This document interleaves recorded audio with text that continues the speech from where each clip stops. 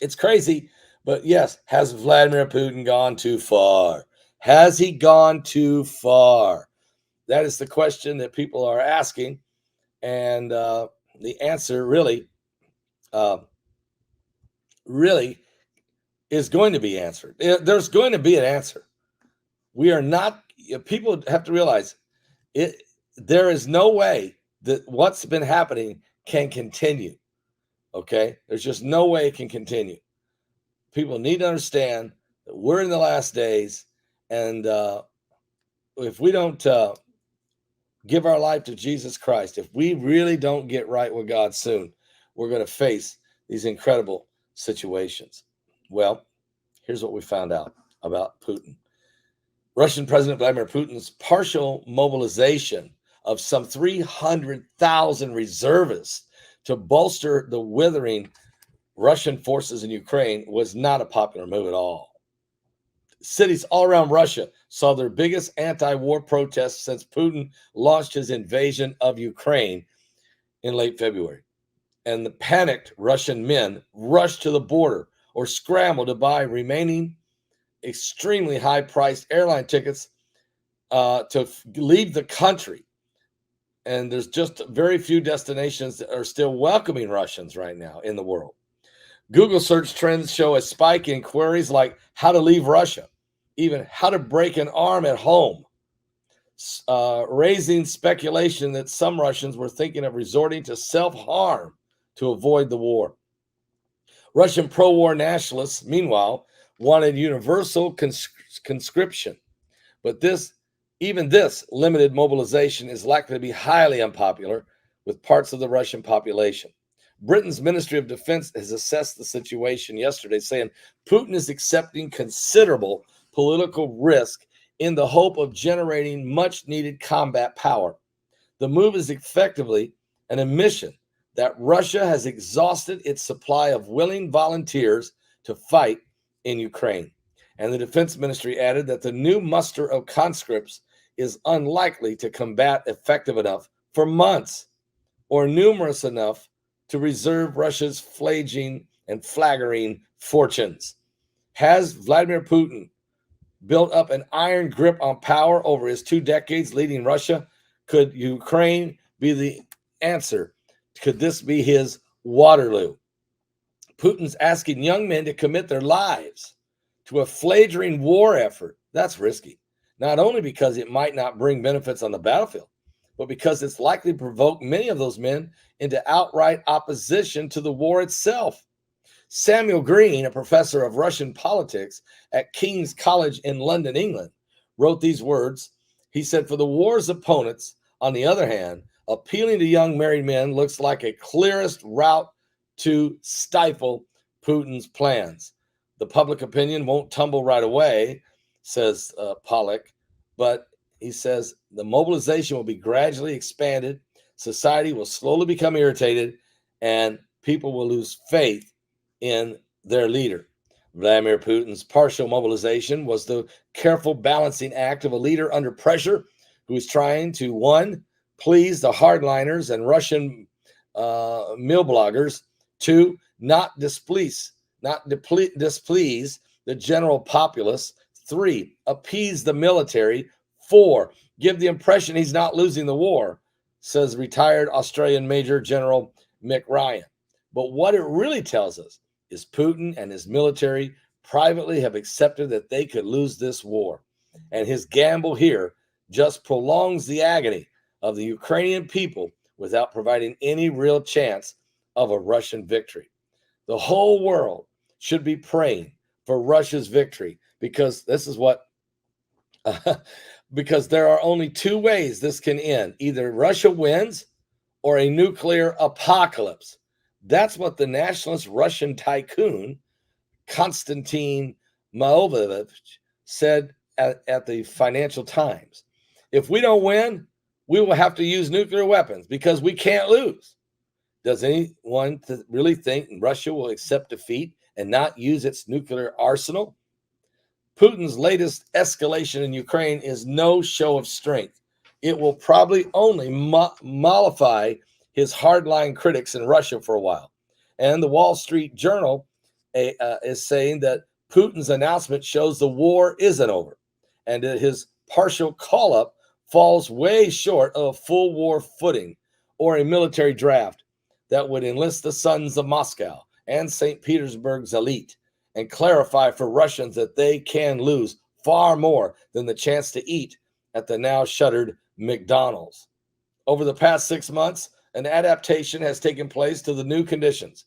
People calm down. That's what Denis Wolfowitz, director of Moscow's Polster Levada Center, told the Financial Times. The partial mobilization may agitate people again. And I think if the Kremlin could have avoided it, it would have.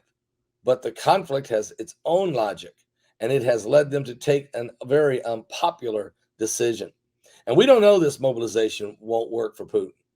But according to Michael Kaufman, a chief Russian analyst at the CNA, it won't solve many of Russia's military challenges in this war, but it could alter the dynamic and extend Russia's ability to sustain the war.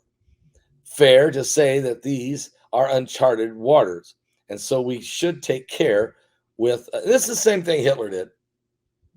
Adolf Hitler, Rommel, his General Rommel, knew as soon as the United States Allied forces, as soon as we stormed the beaches of Normandy in France and got past the Germans' line, he said the war is over. He knew the war is over. We cannot win. That's why Rommel took a pistol and shot himself in the head, because he did not want to go back to face Adolf Hitler and to say to Hitler, it's over. Because he would probably be executed for treason and whatever else could happen to him. But essentially, it was over.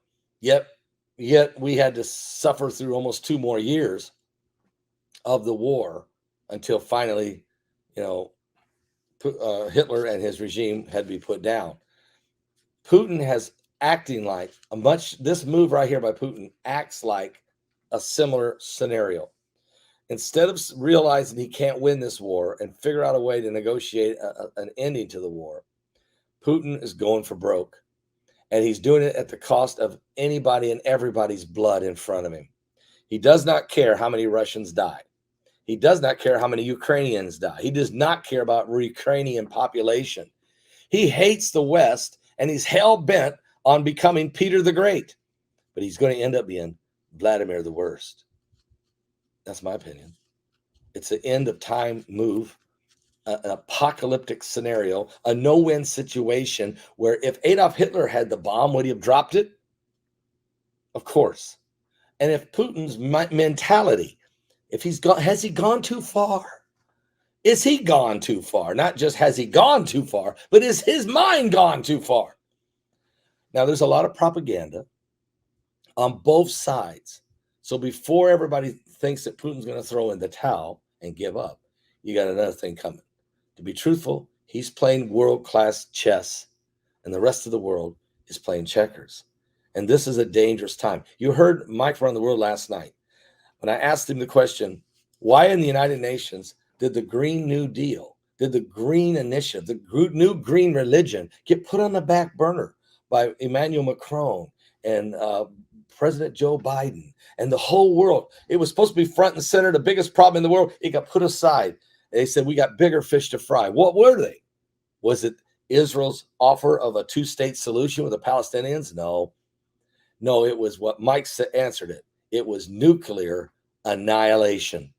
The concern, the real realization that nukes are probably going to be detonated within the next 12 months, maybe even before the end of 2022. That we are looking at potential nuclear detonation. 1, 2, maybe 3 nukes, tactical nukes maybe, or even maybe a little bit stronger than that. You don't think he'd use the Satan II, do you? Or some other nuclear Holocaust type situation in an innocent city somewhere like Kiev or London or somewhere else. This is a very dangerous time. Our prayers is that Putin and the cooler heads prevail. And who's really giving the orders? Great question. Well, of course, Putin is on top of Russia, but who's really in charge of this world?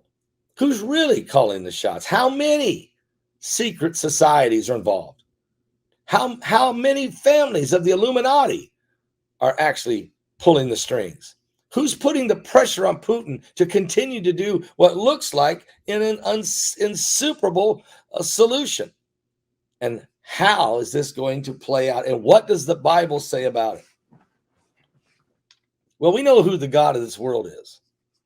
Lucifer himself. He is the God of this world. And obviously, if I look at Bible prophecy, the Bible tells us that when these three unclean spirits are released out of the mouth of the dragon, out of the mouth of the beast, and out of the mouth of the false prophet, that they will start to manipulate the kings of the east. They start to mess with the world leaders' minds, and they start doing irrational things that does not make sense. And you're seeing that now. I see it in a lot of levels, not just maybe Putin and his war tactics and threat of nuclear annihilation, but I see it with this stupidity of this Green New Deal and cutting off, shutting down oil wells and shutting down pipelines when the world is begging for energy, a fear of a cold, dark winter. And for the shelter in place and for the citizen containment and the locking people in their homes and nailing the doors shut in Shanghai, and for the imprisonment of the Uyghurs in China, and for the brutality in North Korea. I mean, I see it in the homelessness in Los Angeles and the crime, outrageous crime spree in every major city of America. And I see it when I see district attorneys refusing to prosecute murderers, but going after innocent people. I see it with 87,000 new IRS agents unleashed upon the earth. I see it with a wide open southern border and nobody's doing anything to stop it. There's been insane things going on. I see it when they tell me to stop eating meat and start eating bugs. I see it. So before we go off on Vladimir Putin, before we completely try to make him the boogeyman, maybe we should take a long look in the mirror and ask ourselves, who's really going too far? Who's really calling the shots?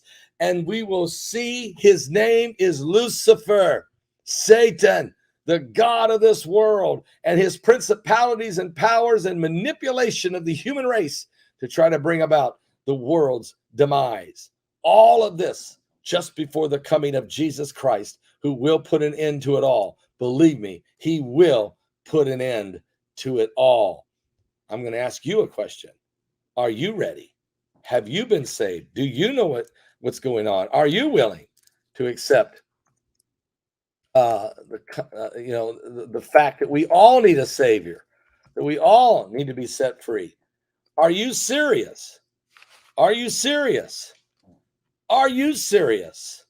I'll be right back with some more in just a moment.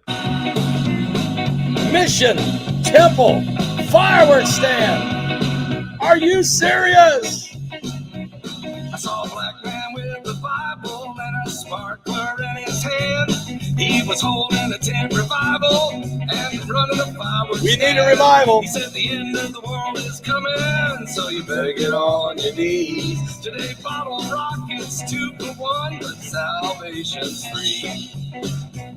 He said I quit my job in a big church where the milk and money flowed to sell cherry bombs for Jesus in a tent beside the road.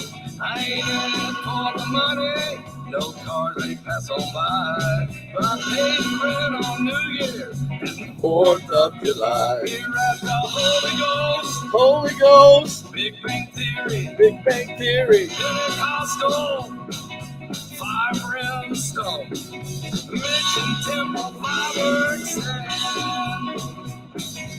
Fireworks are dangerous, they can blow up in your face. Better read the instructions like the fuse and get away. These things are made in China, So it's easy to see how man who worships Buddha ain't got no guarantee. This is the Holy Ghost. Holy Ghost. Big Bang Theory. Big Bang Theory. Pentecostal. Pentecostal. Fire Fire brimstone. Mission Temple Fireworks Stand.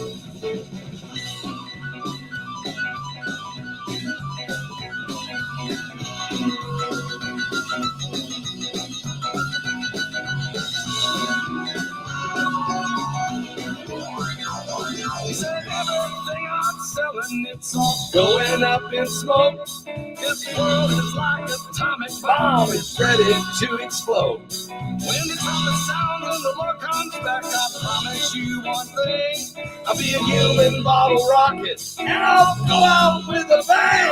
I'll leave this Holy Ghost. Big Bang Theory. Pentecostal.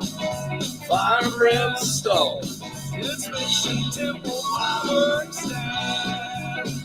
I'll read this Holy Ghost. Holy Ghost. Big Bang Theory. Big Bang Theory. Pentecostal. Pentecostal.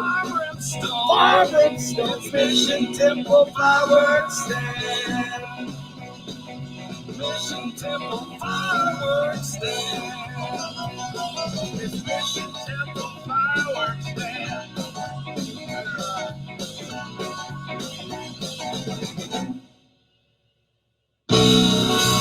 Oh, yes.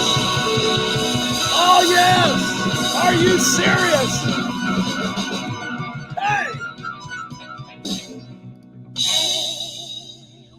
Well, we are very serious, folks. Very serious. And don't forget, guys, of course, this Sunday is the Feast of Trumpets. Boy, with all this going on, the trying to depart the land, the nuclear annihilations, the wars, rumors of wars, diseases, plagues, Hurricane Fiona, typhoons, hurricanes, blood moons, baboons, pontoons, monsoons. Oh, Jesus has got to be coming soon with all these things that are happening. This could be, I don't know when the trumpet's going to sound. I really don't know. But boy, every time they come around, especially this year, this Feast of Trumpet, this could be a September to remember, okay?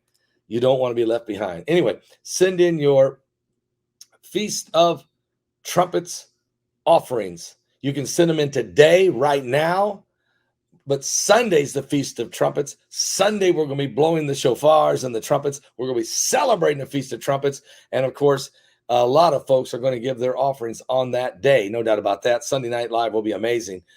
That will be amazing. But let me just say this. You can send yours in now. You can do it 4 different ways. You can donate by going strictly right to paulbegleyprophecy.com or paulbegleyprophecy.org and send in your Feast of Trumpets offerings with your special prayer requests. Do that right now. Do it now. Or you can text give. The number is 765-327-4200. That's 765-327-4200. Or you can send a check or money order in the mail. Put it in the mail today or tomorrow, or get it headed this way, because the Feast of Trumpets starts Sunday. And actually, it will last those next, Feast of Trumpets and all the way in the 10 days of awe before the Yom Kippur, before the Day of Atonement. We're going to be receiving your offerings all week. Get it in. Guys, here's what you can do. Mail it in now at Paul Begley Prophecy, 1048-B.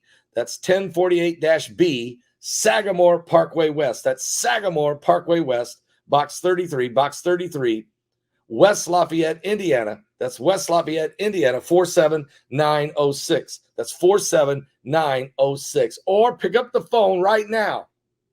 They're waiting on the phone right now, 765-414-2230. That's 765-414-2230. And you can give your Feast of Trumpets offering and tell the operator, tell our staff who or what is your prayer request. I'm going to take all those prayer requests to Jerusalem in February of 2023, next February, I'm going to Jerusalem.